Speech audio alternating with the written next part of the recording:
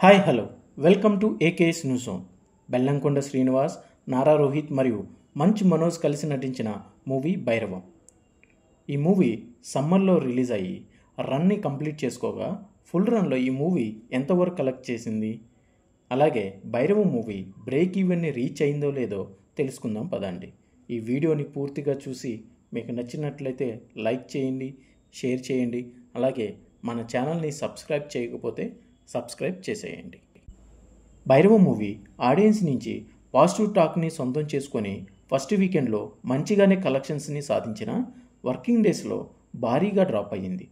దీంతో భైరవం మూవీ మంచి టాక్ని సొంతం చేసుకున్న అనుకున్నంత రేంజ్లో కలెక్షన్స్ని సాధించలేకపోయింది.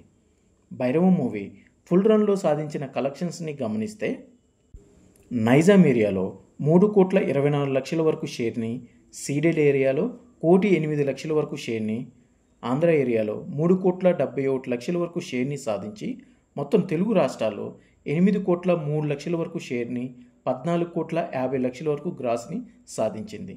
ఇక కర్ణాటక మరియు రెస్ట్ ఆఫ్ ఇండియా, ఓవర్సీస్ మొత్తం కలిపి 95 లక్షల వరకు షేర్ని మాత్రమే సాధించి టోటల్ వరల్డ్ వైడ్గా 8,97,00,000 వరకు షేర్ని, 16,75,00,000 వరకు గ్రాస్ని సాధించింది.